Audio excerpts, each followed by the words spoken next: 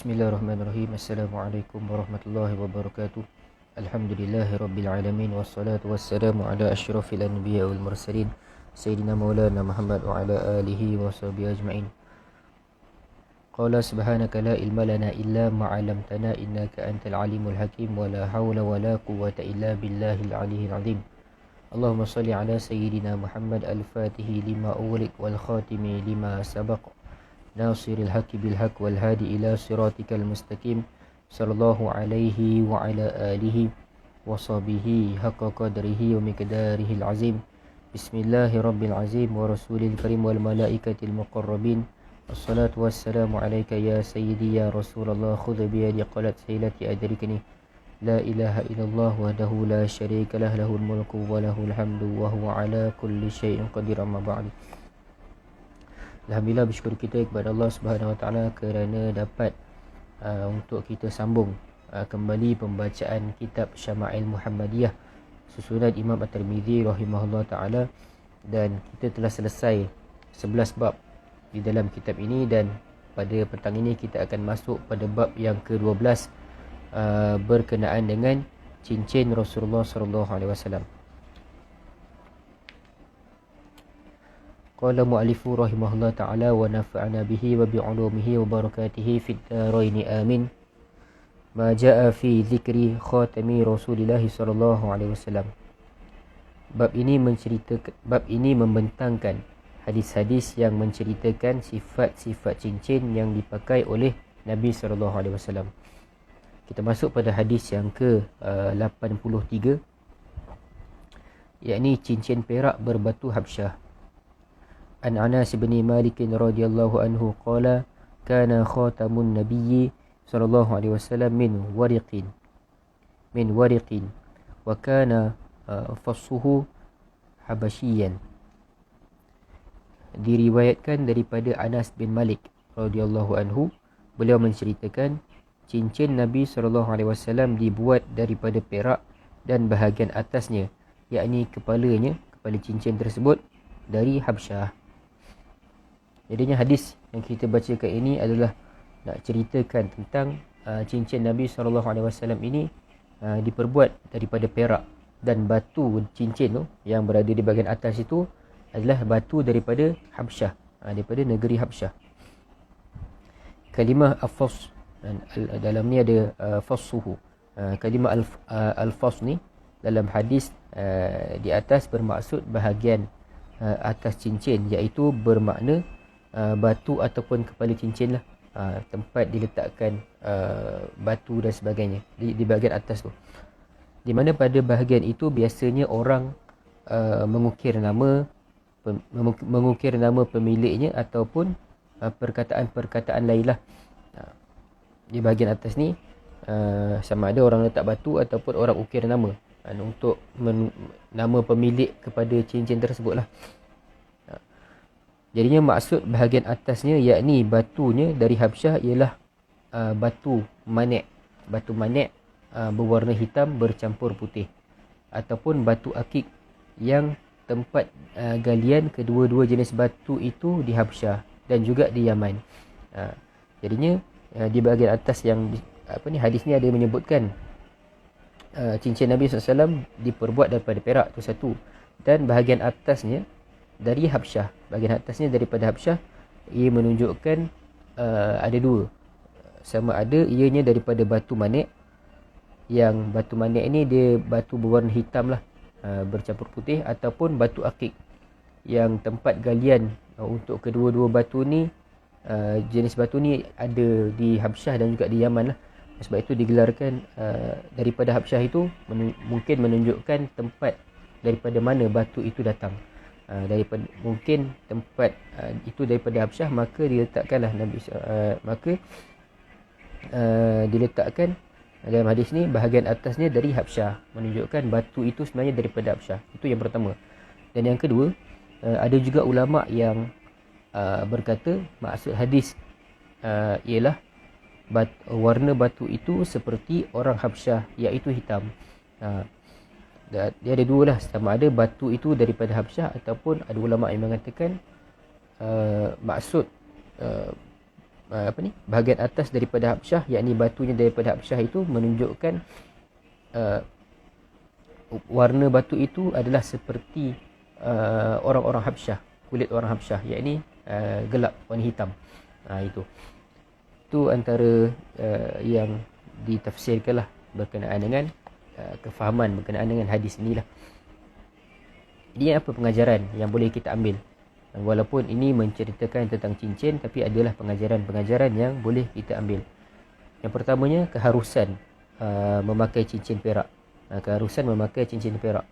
Menurut Imam An-Nawawi, sekalian ulama telah ijma' atas keharusan memakai cincin perak bagi kaum lelaki. Adapun bagi wanita, ada ulama iaitu Imam Al-Khattabi memakruhkannya kerana menyerupai lelaki. Ijma' ulama, orang lelaki harus pakai cincin perak.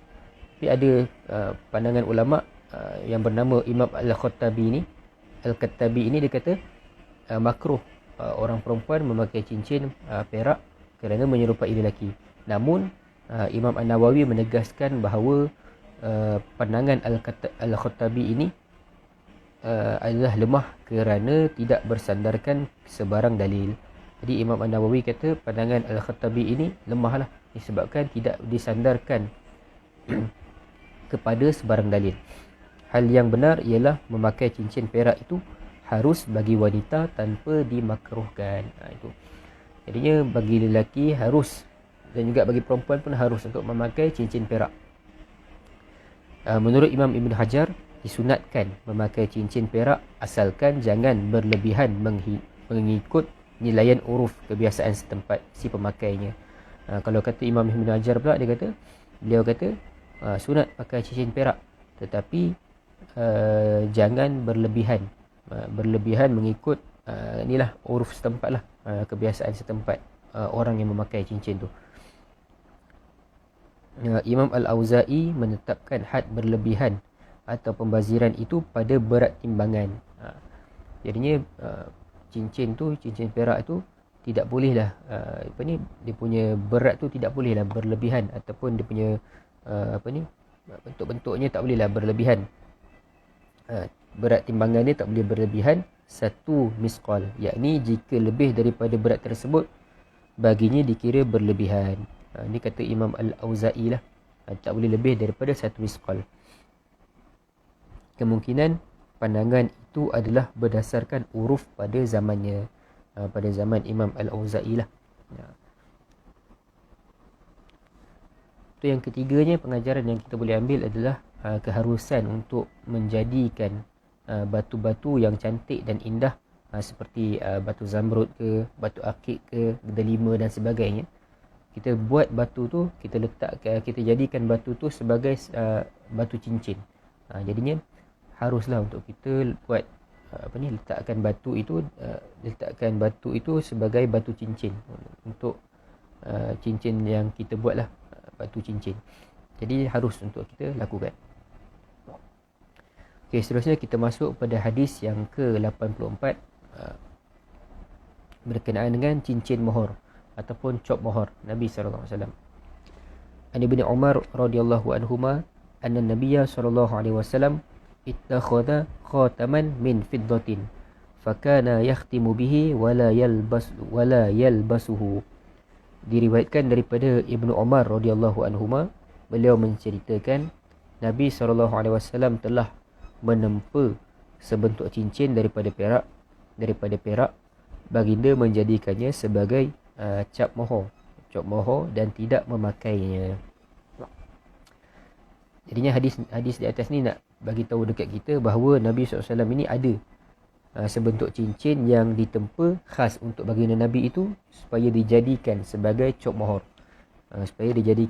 Cop mohor untuk surat-surat yang dihantar oleh Nabi kepada raja-raja di luar tanah Arab. Sebabkan raja-raja di luar tanah Arab ini, mereka kalau nak terima surat itu mesti ada cop. Kalau tak, mereka tak terimalah surat tersebut. Jadinya Nabi SAW buat tempa cincin khas yang memang khas untuk baginda Nabi SAW itu untuk dijadikan sebagai cop. Dijadikan sebagai cop mohor. Untuk untuk dicop pada surat-surat yang dihantar kepada raja-raja di luar tanah Arab pada ketika itulah. Jadinya menurut ahli sejarah, cincin bercop mohor itu mula dibuat oleh Nabi pada penghujung tahun ke-6 Hijrah atau awal tahun ke-7 Hijrah. Nabi SAW buat cincin tersebut, tempa cincin tersebut yang cop mohor tu, cincin cop mohor itu pada penghujung tahun ke-6 Hijrah ataupun awal tahun ke-7 Hijrah. Itu dia punya mengikut pandangan ahli sejarah lah. Ini merupakan tahun permulaan baginda mengutuskan wakil dan surat kepada raja-raja untuk mengajak mereka kepada Islam. Dan dalam hadis ini juga ada disebutkan baginda menjadikannya sebagai cop mohor dan tidak memakainya. Jadinya maksud tidak memakainya ialah dengan makna Nabi tidak pakai cincin tersebut setiap masa lah. Tidak sentiasa memakai cincin tersebut. Bukan bermakna tak pakai cincin tu langsung, tetapi membawa makna Nabi tidak selalulah pakai cincin tersebut. Sebab kan kalau nak dikatakan kalau Nabi SAW tidak pakai cincin cop mohor itu, langsung tidak pakai cincin cop mohor itu, dia akan bercanggahlah dengan hadis yang kita akan bacakan nanti selepas ini, yang mengatakan bahawa Nabi SAW pakai cincin cop mohor. Nanti dia akan bercanggah. Tapi ulama memahami makna tidak memakainya ini bermaksud tidak selalu pakai ataupun jarang-jarang pakai. Itu.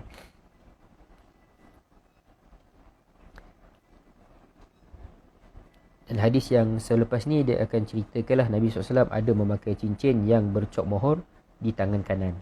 Itu nanti kita akan kongsikan. Dan itu sajalah dua hadis kita bacakan berkenaan. Sebenarnya bab cincin ni adalah bab yang agak menarik. Ada bab yang sangat menarik.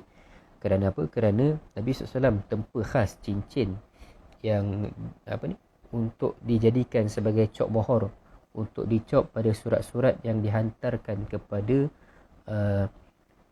raja-raja di luar tanah Arab untuk mengajak mereka kepada Islam.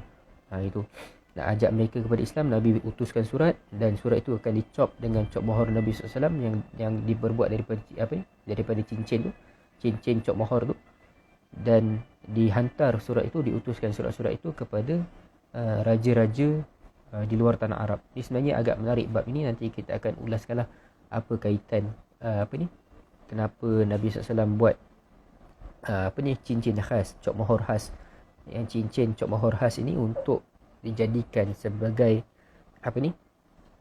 dijadikan sebagai cop Nabi SAW untuk dihantarkan surat kepada raja-raja di luar tanah Arab, Raja Najasyi ke, Romawi ke, Parsi ke dan sebagainya. Itu. Jadinya setakat itu sajalah perkongsian hadis berkenaan dengan cincin Nabi SAW. Moga-moga ada manfaatnya lah. Kitab Syama'il ini memang kitab yang sangat-sangat baik. Kalau bagi saya sendiri, kalau nakkan buku healing terbaik adalah buku ataupun kitab Syama'il Muhammadiyah. Ini yang terbaik bagi saya lah. Bagi saya memang terbaik lah buku ni. Sebab dia ajarkan kepada kita tentang bagaimana keadaan hidup Nabi, apa yang Nabi makan, apa yang Nabi SAW buat pada keseharian hidup baginda, apa yang Nabi bagaimana Nabi minum dan sebagainya, diceritakan dalam bab ini. Dan boleh untuk kita jadikan kitab ini sebagai healing untuk diri kita itu, untuk ikut Nabi SAW. Kita healing ataupun kita jadikan hadis-hadis dalam kitab Syama'il Muhammadiyah ini sebagai penawar untuk jiwa kita. Sebab kalau kita rasakan diri kita kurang makan dan sebagainya, kita tengok bab makan Nabi SAW. Apa yang Nabi makan? Apa yang Nabi SAW alas perut baginda Nabi SAW. Kalau kita dapat faham dengan lebih mendalam, maka kita akan rasakan ujian yang ada dalam hati kita ini sebagai ujian yang sangat-sangat sedikit, ataupun ujian yang sangat-sangat simple, tidak sebesar ujian yang dihadapi oleh baginda Nabi SAW. Wallahu subhanahu wa ta'ala alam. Assalamualaikum warahmatullahi wabarakatuh. Kita jumpa pada hari esok insya-Allah. Assalamualaikum.